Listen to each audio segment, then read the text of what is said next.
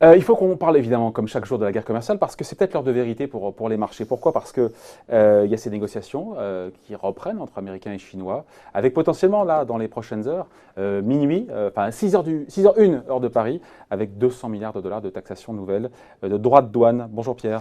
Bonjour David. Pierre Sabatier, donc, directeur du cabinet PrimeView. Il y a ces marchés qui sont sous pression, quasiment 4 séances de baisse consécutives un peu partout dans le monde, 4% de baisse sur le CAC 40 là, sur 4 séances. Cette nouvelle menace, encore une fois, dans la nuit, aujourd'hui, cette nuit, 200 milliards de dollars de plus, voire l'intégralité, on l'a expliqué 10 fois, toutes les importations chinoises, si jamais il n'y a pas de deal avec les Chinois.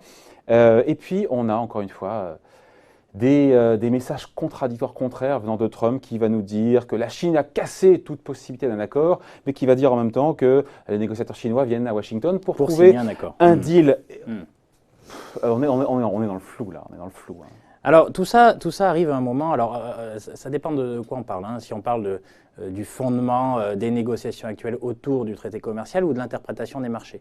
Je dirais sur les marchés déjà, il faut bien voir que tout ça sert d'un prétexte finalement bien commode à tout le monde, à savoir qu'en réalité… Oui, mais on est pris à revers, les marchés sont pris à revers. On nous a vendu un accord quasi oui, mais c'est logique. Cet accord-là, en fait, a permis au marché de monter beaucoup. Les investisseurs qui étaient avec la Fed, bien sûr, il y a deux moteurs qui ont été associés depuis le début d'année, mais ça aurait pu être autre chose. C'est-à-dire qu'après des baisses qui avaient été colossales, les marchés ont beaucoup monté. Quand vous êtes investisseur, on est sur des hausses qui font entre 20 et 25% en fonction de l'endroit où on se trouve, en Europe ou aux États-Unis. C'est bien commode en fait de choisir ce prétexte comme une manière en fait de prendre ses bénéfices. Et donc ça aurait pu être autre chose. Oui, on va y venir. C'est pas bénin comme histoire. On va y venir sur le fait que ça soit un vrai sujet. Mais déjà en fait sur la correction et je dirais la correction qui peut pour certains en fait paraître excessive sur les marchés, pour nous en fait, elle ne traduit en fait que la volonté des investisseurs à prendre ses bénéfices après des très beaux parcours depuis le début d'année. Tout le monde le disait, tout le monde s'attendait à ce que ça soit finalement la saison de publication de résultats aux États-Unis qui servent de prétexte aux investisseurs pour boom. Eh bien, en fait, comme d'habitude, c'est jamais là où on l'attend que la nouvelle arrive et le prétexte a été celui du traité commercial. Alors, pour l'instant, difficile de savoir si ça change véritablement l'environnement de marché, à savoir que pour nous, en fait, pour l'instant, en fait, tant qu'on n'a pas de véritable guerre commerciale totale, à savoir la concrétisation de cette hausse des taxes douanières. On y va peut-être. Alors là, la question en fait maintenant revient à celle de… Alors si jamais on va vers une guerre commerciale totale, alors il est évident, en dépit en fait des banques centrales qui sont bien seules finalement pour soutenir les marchés aujourd'hui, il n'y a plus grand chose qui les soutient hormis elles. Si on perd en fait la notion de prime du risque géopolitique qui disparaissait grâce à un aboutissement à ce traité commercial-là, il est probable qu'on revienne sur un marché qui ne serait pas cette fois un marché d'oscillation autour des niveaux actuels, mais un marché baissier. Donc maintenant la question qui se pose, c'est… Il y a ce risque-là. Mais bien sûr. Si jamais… L'absence d'accord, ça veut dire un retour mais à un moment donné, vous ne pouvez pas en fait, avoir le beurre, l'argent du beurre et tout ce qui va avec. C'est-à-dire que si une des composantes de la hausse des marchés repose sur la baisse de la tension géopolitique autour en fait, des traités commerciaux, concrètement, si celui-ci est caduc, là, bien entendu, ça pose, en fait, ça fait exploser les forces négatives qui surpasseront les forces positives, à savoir les banques centrales, et ça entraînera les marchés vers le bas. Pourquoi? Parce que quand même, attention, c'est-à-dire que c'est nouveau. C'est nouveau. Si on va vers en fait une augmentation encore plus forte des tarifs douaniers et donc avec des représailles de la part de la Chine qui a été claire aussi. Bien sûr. Nous allons vous enquiquiner sur tout ce qui vont être les composants qui vont par exemple fabriquer les iPhones, parce qu'il y a deux manières en fait de faire des rétorsions, soit financières, sauf que là clairement en fait c'est les États-Unis qui sont je dirais en situation de force, tout simplement parce qu'ils importent 530 millions de produits chinois, milliards de produits chinois, alors qu'en face on n'en importe que 130. Voilà. Donc forcément, si on se limite au strict financier, il y a pas de souci. Il a gagné. Il a gagné depuis le départ, ça fait un an qu'on le dit. Et d'ailleurs, il y a une forme d'aveuglement par rapport à ça. Le rapport de force, il est clairement américain. Il est vraiment en position de force, Bien sûr, mais qu'est-ce qui ferait en fait qu'il ne serait pas en position de force? Parce alors économiquement, le momentum économique est en sa faveur. Mais plus en sa faveur. Sauf que les Chinois ont le temps, lui il a une élection, il a sa réélection en ligne de mire. Oui, mais alors il ne veut pas arriver avec un… voilà, ça y est, les effets… sur quoi repose la popularité… mordre dans la poussière. Mais sur quoi repose, je dirais, la popularité de Donald Trump depuis le départ? Un positionnement extrêmement simple, celui de « je suis là pour défendre vos intérêts ».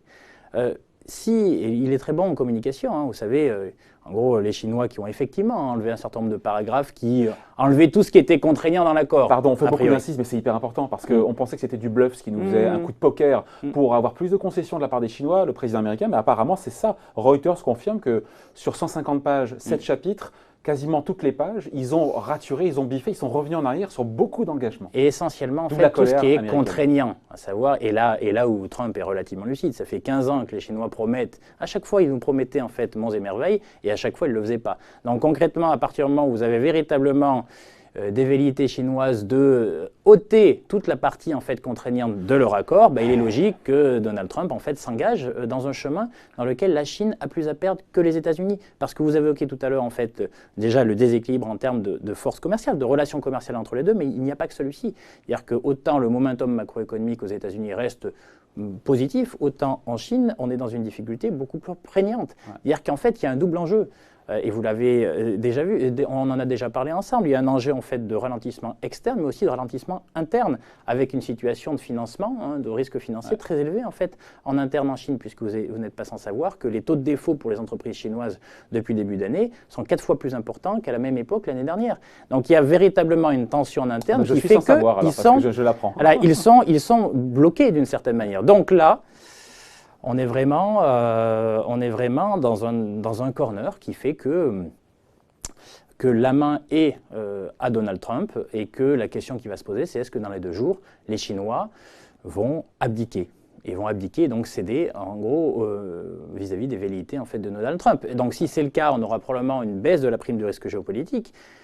Après, ça serait quand même très très éloigné de ce que nous ont montré les Chinois depuis quelques années, à savoir en fait quand même une volonté d'exister plus sur la scène internationale, de remettre en question l'hégémonie américaine. Et voilà, donc là on a vraiment, en fait la question n'est pas aux États-Unis, la question elle est purement en Chine. C'est en gros quel est l'arbitrage qu'ils doivent faire entre une situation économiquement pas très stable et en des enjeux politiques en termes de positionnement qui pourraient les fragiliser en interne. Donc, vous voyez, donc on est vraiment dans une situation où la balle est dans le camp des Chinois parce que la main, en l'atout, c'est évidemment... Et on le saura dans les prochaines heures, qu'en fait, vraiment, c'est l'heure de vérité. C'est l'heure de vérité, en sachant que les marchés ont 2 choix. Si on a l'heure de vérité, en gros, on a un accord qui se dessine, et bien concrètement, on aura eu le prétexte, en gros, on aura permis au marché financier de revenir sur des niveaux plus raisonnables qui permettent de re-rentrer sur ce marché.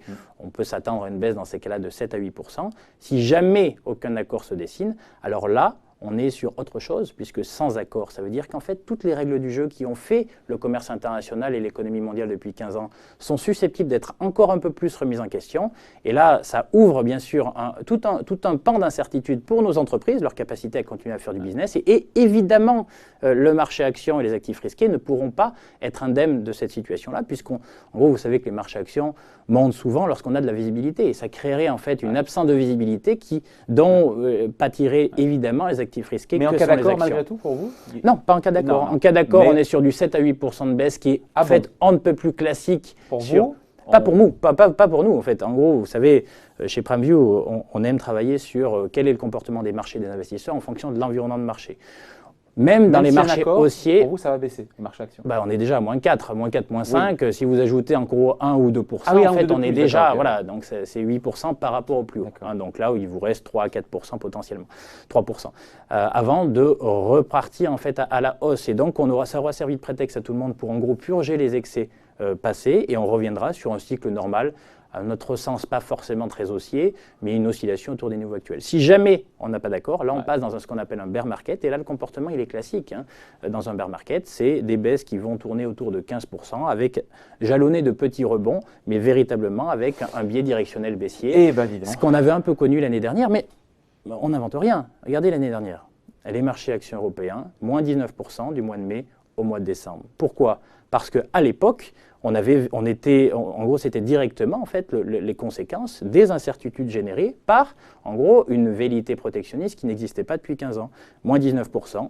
Voilà. Alors ça a été effacé parce que tout le monde a dit c'est terminé, c'est bon, on a de la visibilité. Si à nouveau vous avez ce facteur de moindre visibilité, il est probable qu'on reparte sur des niveaux plus baissiers. Donc là, heure de vérité. Donc là, il faut être adaptable. C'est-à-dire que la baisse, elle est légitime et logique, quel que soit l'environnement de marché. Maintenant, en fait, les objectifs qu'il faut viser avant de revenir sur les marchés seront différents en fonction de la conclusion des petites chamailleries ou des grosses chamailleries entre les États-Unis et la Prochaines heures Chine. s'annoncent passionnantes. Merci. Commentaire et point de vue signé Merci David. Pierre Sabatier, donc président, économiste et président du cabinet PrimeView. Merci.